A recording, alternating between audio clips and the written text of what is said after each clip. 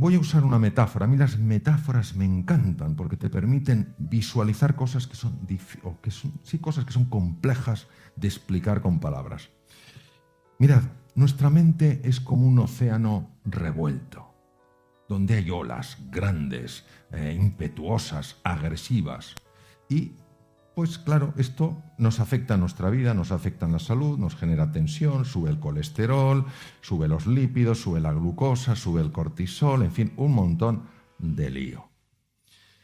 Cuando una persona se va sosegando, cuando una persona se va calmando, es como si pasara de la superficie del océano con esas ondas, con esas subidas y esas bajadas, a un espacio un poquito por debajo. Entonces ya estás debajo, ya estás en el agua, ya te has sumergido, no estás muy profundo, pero miras hacia arriba y aunque sientes la agitación de las olas, no te están afectando tanto.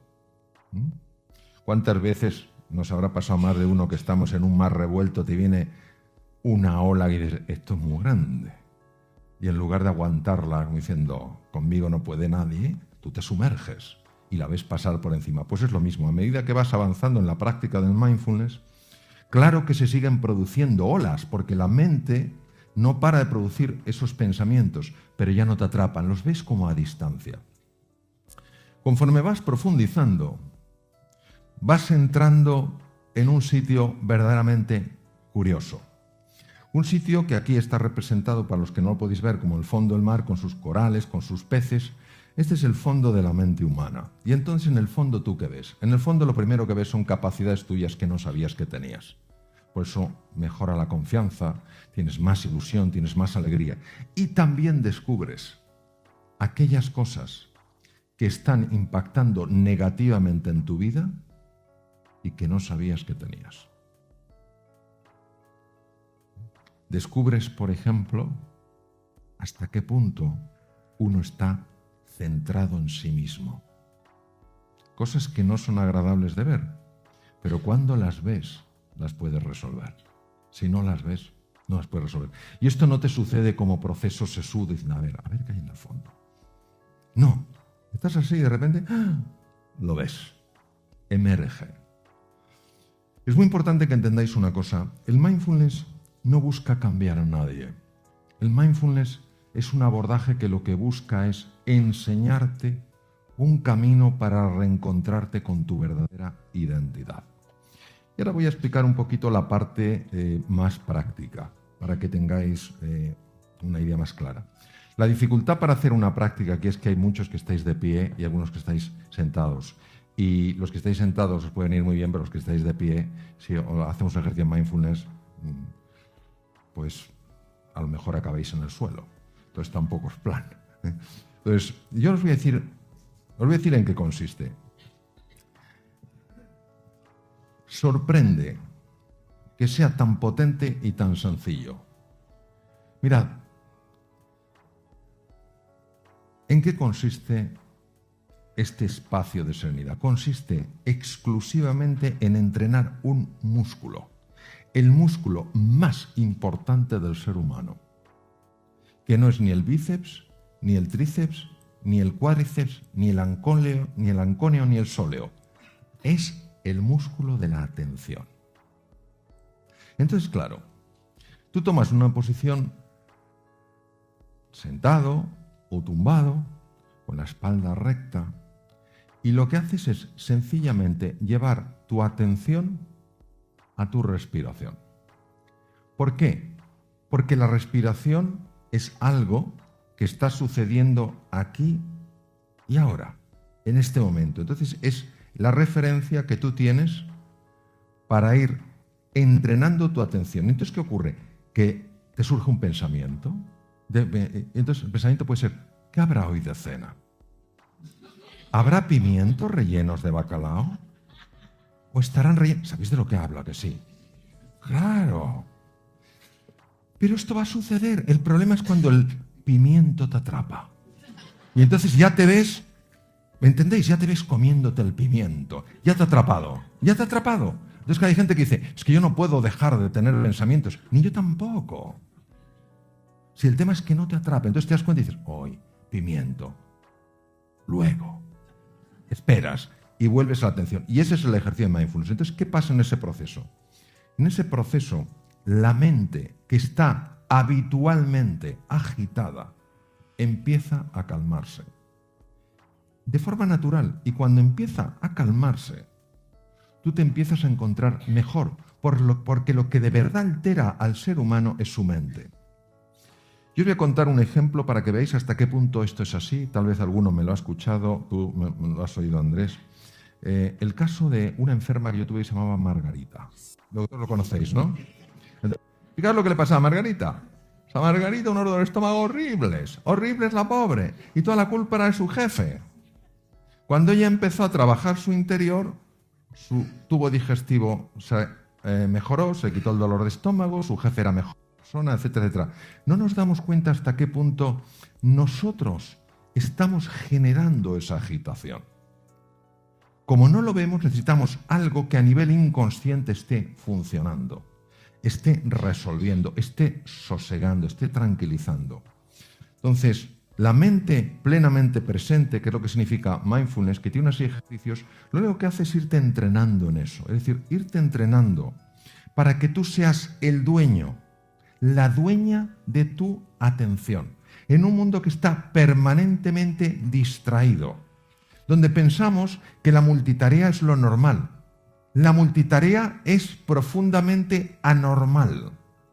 No hay un solo estudio científico que demuestre que el ser humano está hecho para la multitarea. Otra cosa es que vivamos así. Entonces se fractura la atención. Conforme tú vas ganando espacio, teniendo esos 5 minutos, 10 minutos, a lo mejor por la mañana, tú dices, me voy a sentar. Me voy a sentar con tranquilidad. Me voy a poner una alarma suave, no te pongas el típico de martillos alemanes, de la alarma que te levantas y parece que te ha dado un yuyu. Te pones una música suave a los 10 minutos para olvidarte del reloj. Y dices, vamos a ver esto.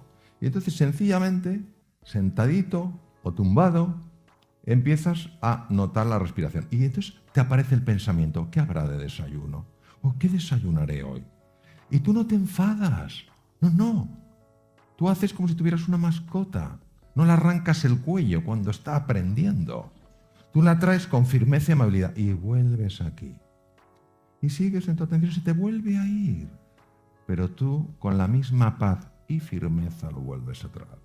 Y te vas entrenando en eso. Y entonces, lo que va pasando con el tiempo es que la mente se apacigua. Tu reactividad se reduce. Y empieza a haber un espacio para la respuesta. Somos criaturas muy reactivas. ¿Qué tal estás? ¿Por qué? No, yo solo te preguntaba qué tal estás, ¿no? Entonces, esa reactividad que es un fruto directo de la mente que rumia, de la mente que agita, esa reactividad se va reduciendo. Empiezas a tener más vitalidad, empiezas a tener más tranquilidad, empiezas a tener más energía, empiezas a tener más compasión. Entonces, lo que descubrieron estos científicos de la mente sencillamente es que se puede vivir de otra manera. Pero tenemos que entender que nuestro problema no es la falta de tiempo. Yo sé que todos pensamos que el problema es la falta de tiempo. No es verdad. Comentaba esta mañana en un programa de televisión que un amigo mío austriaco se encontró en una casa de un bisabuelo suyo un periódico de comienzos del siglo XX. Agarraros a la silla. Sucesos, ciudad de Viena. Un tranvía atropella y mata a un anciano de 40 años. A comienzos del siglo XX la expectativa de vida era entre 35 y 40 años. Aunque viviéramos 500 años nos quejaríamos de falta de tiempo. No es un problema de falta de tiempo. Es nuestra excusa. Cuando uno se para y sabe que ese tiempo es importante, y esto lo digo sobre todo a las damas, porque las damas muchas veces, por condicionamiento social, pensáis que si dedicáis tiempo a vosotras sois egoístas. Y parece que tenéis que vivir solo en la entrega a los demás, y yo creo que es fundamental que os cuidéis a vosotras. Sí. Qué bueno. Claro. No creo que los hombres aquí protestaran.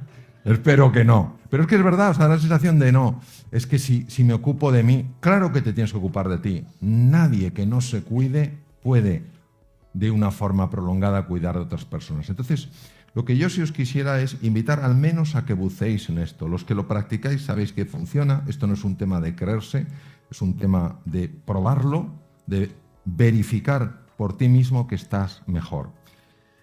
Algunos hospitales más prestigiosos del mundo ya lo tienen absolutamente incorporado. Yo trabajo en un instituto en Silicon Valley y tienen incorporados montones de empresas esta metodología. Es decir, es algo que lo que te ayuda es a vivir de otra manera, a saberte manejar en medio de la tempestad con un componente de paz, con un componente de serenidad, con un componente de alegría y con un componente de entusiasmo, que si nos dejamos llevar por ese piloto automático con el que todo el día vamos con la lengua fuera, eso es muy difícil de experimentar. Entonces, yo sencillamente os animo mucho a que, bueno, lo practiquéis, exploréis, busquéis. Mira, una preciosa música que nos llama la atención como diciendo, sí, sí, aquí hay una llamada del más allá diciendo prueba, prueba. Entonces, bueno, pues eso es todo lo que os quería decir y terminar con una, no sé si tendremos tiempo para alguna pregunta, pero terminar con una frase que a mí me impactó mucho de Albert Camus, ¿no? Albert Camus fue un gran filósofo, premio Nobel de Literatura en 1956, francés, y Albert Camus decía, en medio del duro invierno descubrí por fin que dentro de mí hay un ser invencible. Entonces, que sepamos que dentro de cada uno de nosotros hay ese ser invencible, que no es un canto a la arrogancia, no es un canto a la prepotencia, sino es verdaderamente reconocer que no hay entre vosotros, no hay entre nosotros nadie que haya sido llamado a la mediocridad. Todos hemos sido llamados a la grandeza. Pero para poder escuchar ese maravilloso Stradivarius en medio de la orquesta, hay que saber silenciar un poco los platillos.